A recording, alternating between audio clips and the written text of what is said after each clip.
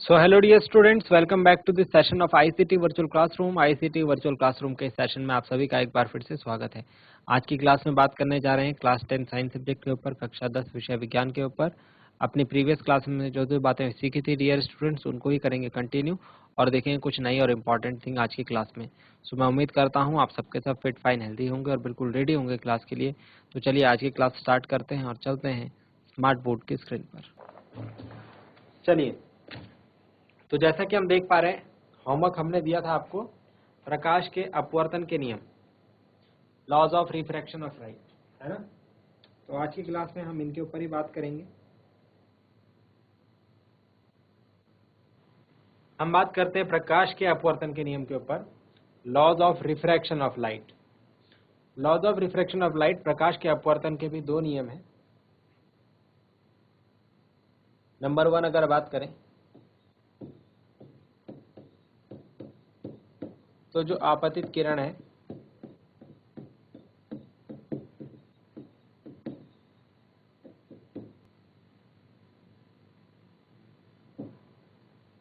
Incident ray,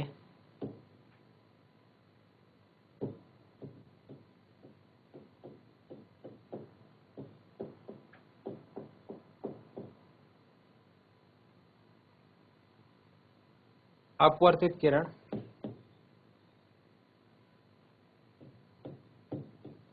refracted रे तथा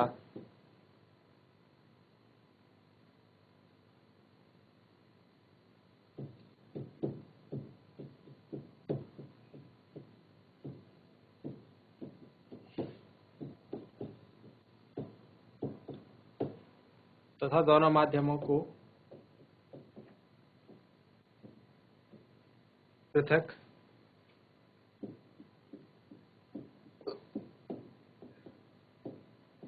करने वाली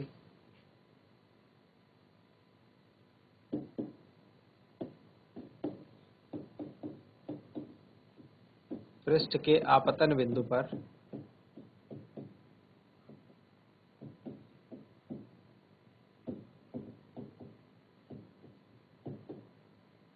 अविलंब,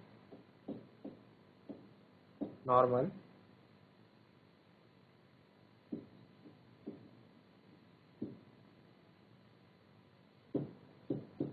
सभी एक ही तल में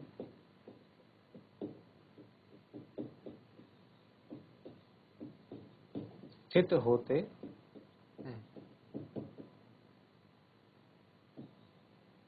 second is sine i upon sine r is equal to नियतांक यानी कांस्टेंट। आई क्या है?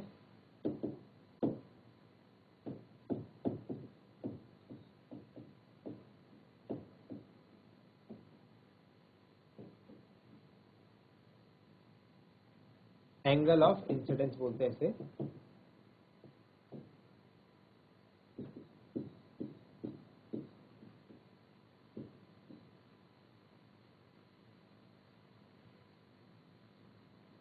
Angle of refraction. तो ये दो लॉज हैं। दूसरे वाले नियम को मैंने थोड़ा शॉर्ट में लिख दिया है। Sine i upon sine r is equal to नियतांक। मतलब ये बोला गया है, अगर कोई एक रंग हो, प्रकाश का कोई एक निश्चित रंग हो और दो माध्यम जो है वो निश्चित हो, तो उसके लिए अलग अलग आपतन कोण की ज्या, यानी इंसिडेंस एंगल की जो साइन होगा, इंसिडेंस एंगल का जो साइन होगा और जो अपवर्तन कोण की ज्या होगी यानी आर का जो साइन होगा, उनका अनुपात सदैव नियतांक होता है। ठीक है, नोट डाउन करेंगे इन दोनों बातों को।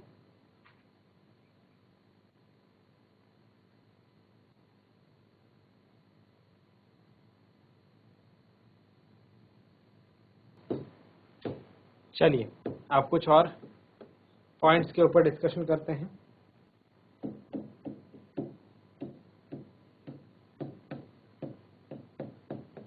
अपवर्तनांक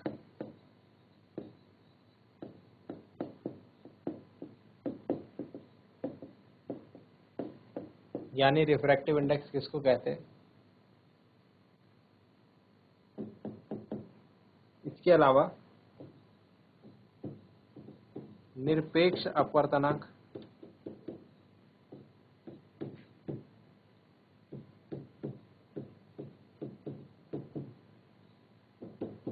एब्सोल्यूट रिफ्रैक्टिव इंडेक्स, ये दोनों डेफिनेशंस आपको यहाँ पर लिखनी है, ठीक है। रिवीजन वर्क में हम इस तरीके से काम कर रहे हैं और टाइम आपको जो मिलेगा it will be around of 3 minute. 3 minute में आपको ये दोनों डेफिनेशन से लिखनी है डियर स्टूडेंट्स। मैं उम्मीद करता हूँ कि आप लिख पाएंगे। चलिए, सबसे पहले आपको अपवर्तनांक को एक्सप्लेन करना है कि अपवर्तनांक क्या होता है, और उसके बाद निरपेक्ष अपवर्तनांक को एक्सप्लेन करना है कि निरपेक्ष अपवर्तनांक क्या होता है।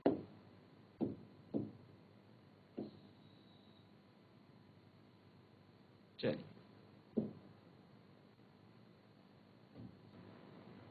तो चलिए प्यारे बच्चों, जल्दी से लिखेंगे। हम लोग डेली ऐसे ही रिवाइज कर रहे हैं। मैं आपसे 1-2 चीजें पूछता हूँ, टाइम देता हूँ लिखने के लिए, आप लोग लिखते हैं, ठीक है। उसके बाद मैं आपको आंसर बताता हूँ। आपके आंसर में जो भी कमियां रहती हैं वो हम लोग देखते हैं, चेक करते हैं। तो जल्दी से लिखिए, 2 मिनट का टाइम आपके पास लगभग बचा हुआ है, और दोनों चीज़ों के बारे में आप जो भी कुछ जानते हैं वो अपनी कॉपी में लिखेंगे जरा जल्दी।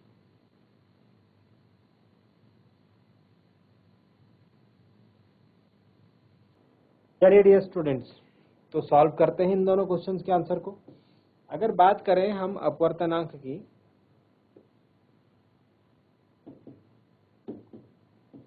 अगर बात करते हैं हम अपवर्तनांक की, तो अपवर्तनांक में हम क्या बात करते हैं प्यारे बच्चों।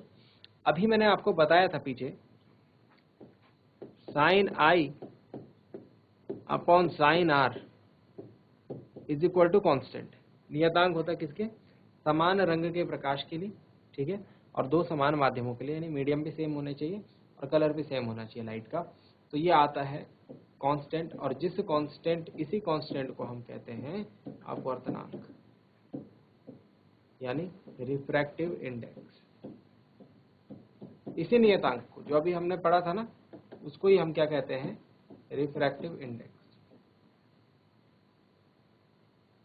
ठीक हो गया, समझ में आ गई बात। तो ये बात हमने ध्यान रखनी है कि अपवर्तनांक क्या है। अपवर्तनांक या अनुपात है जो हमने यहाँ पर देखा है, ठीक है। अपवर्तनांक क्या बताता है, अपवर्तनांक हमें बताता है बेसिकली विभिन्न माध्यमों में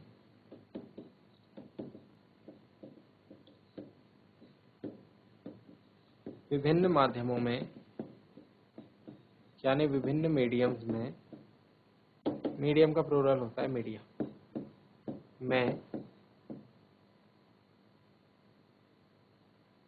प्रकाश के संचरण की आपेक्षिक चाल। संचरण मतलब प्रोपगेशन की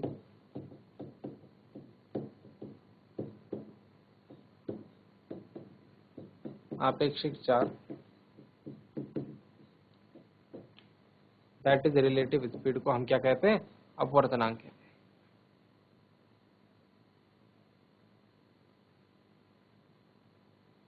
नोट डाउन करेंगे।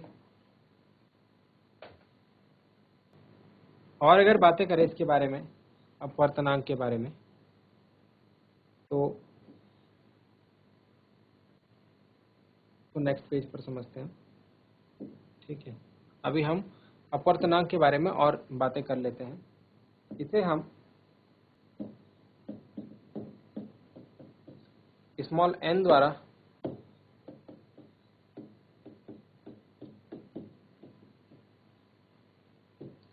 निरूपित किया जाता है। अपवर्तनांक को हम कैसे दिखाते हैं, n से। यहाँ पर एक फॉर्मूला हम देखते हैं, n/1, यानी 2 अलग अलग माध्यम होंगे। एक माध्यम का नाम n1 होगा, एक माध्यम का नाम n2 होगा, ठीक है। n/1 हमको क्या बताता है, माध्यम 1 में प्रकाश की चाल कितनी है,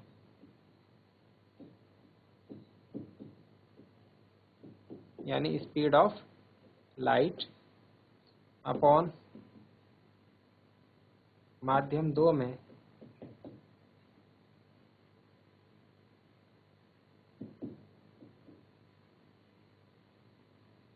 प्रकाश की चाल। ओके, माध्यम 1 में प्रकाश की चाल कितनी है?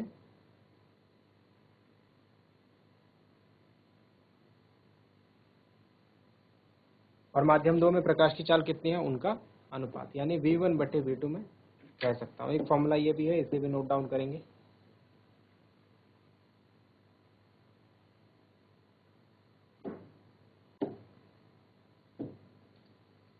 ये रही माध्यम, ये रही अपवर्तनांक के बारे में कुछ इंपॉर्टेंट बातें।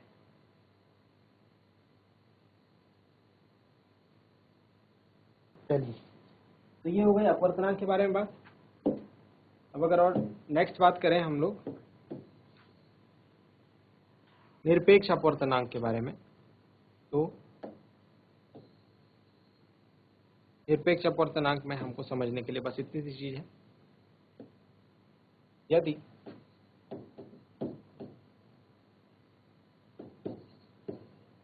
माध्यम 1 यानी मीडियम 1 जो है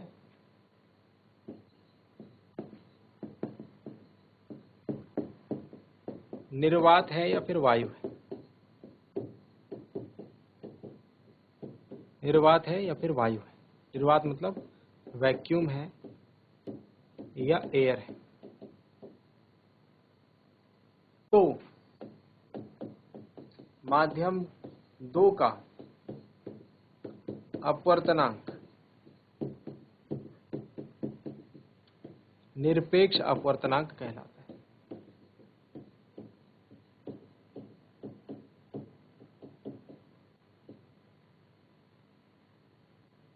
यानी कि एब्सोल्यूट रिफ्रैक्टिव इंडेक्स, से मैंने ऊपर RI लिखा है,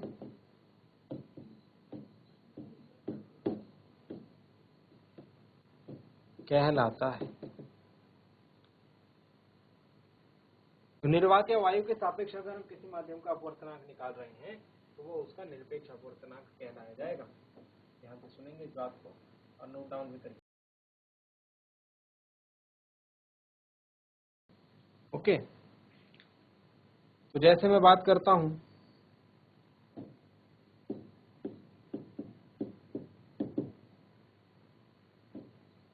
कांच यानी ग्लास का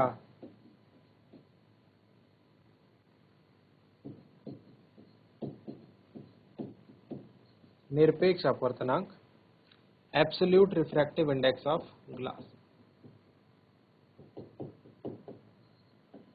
क्या होगा? तो एब्सोल्यूट रिफ्रैक्टिव इंडेक्स में क्या बोला, फॉर्मूला वही लगेगा, लेकिन यहाँ पर कांच की बात होगी सिर्फ, तो mg, क्योंकि कांच का निरपेक्ष अपवर्तनांक निकाल रहे हैं। ऊपर क्या था, माध्यम 1 था, नीचे क्या था, माध्यम 2 था। अभी पीछे फॉर्मूला पढ़ा था ना हमने, माध्यम 1 बटे माध्यम 2 पे प्रकाश की चाल। माध्यम 1 क्या है, वायु है ना, वायु या निर्वात हमने बोला था, वायु या निर्वात, एयर और वैक्यूम।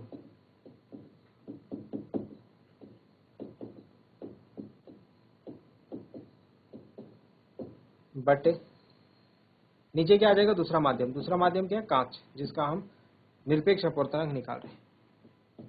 तो कांच में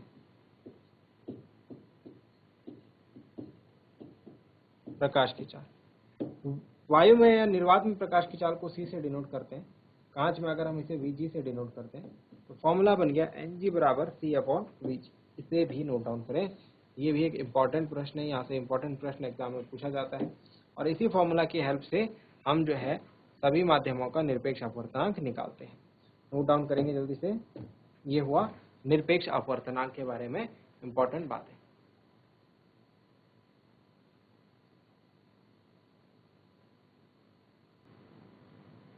चलिए, तो इस तरीके से हमने जो है कुछ माध्यमों का, कुछ मीडियम्स का निरपेक्ष अपवर्तनांक ज्ञात किया हुआ है। ठीक है, इनमें से कुछ आपको याद भी रखने हैं।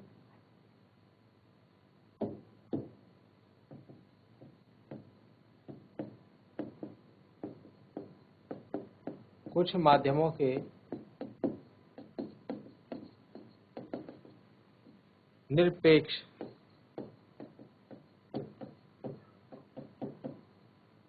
अपवर्तनांक,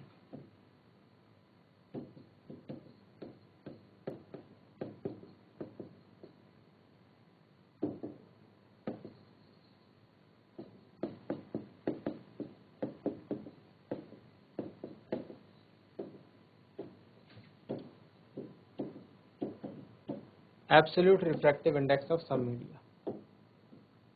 कुछ 2-3 आपको याद रखने, जैसे कांच हो गया, जल हो गया, ग्लास हो गया, वाटर हो गया, ठीक है। इसके अलावा अगर बात करें तो हमारे पास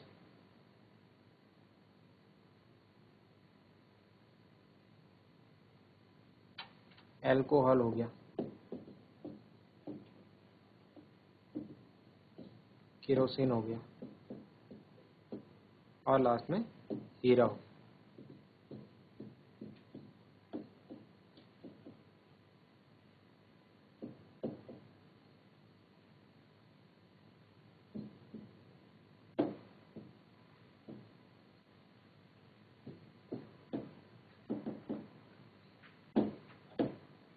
कांच का अगर निरपेक्ष अपवर्तनांक की बात करें डियर स्टूडेंट्स, वैल्यूज कुछ आपको याद रखनी है। कांच की अगर बात करें तो 1.5 आप याद रखें। जल की अगर बात करें, अप्रॉक्सीमेट वैल्यूज बता रहा हूँ, 1.33 याद रखें, ठीक है। अल्कोहल की बात करें तो जल से थोड़ा सा ज़्यादा 1.36, और केरोसिन का उससे थोड़ा सा ज़्यादा 1.46। और हीरे का इसलिए याद रखना है कि सबसे ज़्यादा हीरे का होता है 2.42। तो वैल्यूज आप याद रखें, इन्हें नोट डाउन करें, इन्हें याद करें, ठीक है। कुछ वैल्यूज आप याद रखने की कोशिश करें। ये था हमारा टॉपिक निरपेक्ष अपवर्तनांक यानी कि absolute refractive index. So dear students, उम्मीद करते हैं आज की क्लास में आपको जो बातें बताई गई हैं वो आपकी समझ में आई होंगी, आपको इंटरेस्टिंग लगी होंगी, और साथ ही साथ आपने नोट डाउन भी किया होगा। ये भी उम्मीद करते हैं घर से आप इन चीज़ों को एक बार रिवाइज करके जरूर लाएंगे। मिलते हैं अगली क्लास में ऐसे ही किसी इंपॉर्टेंट और इंटरेस्टिंग टॉपिक के साथ। क्लास से जुड़ने के लिए आप सभी का बहुत बहुत धन्यवाद। Thank you very much and have a nice day.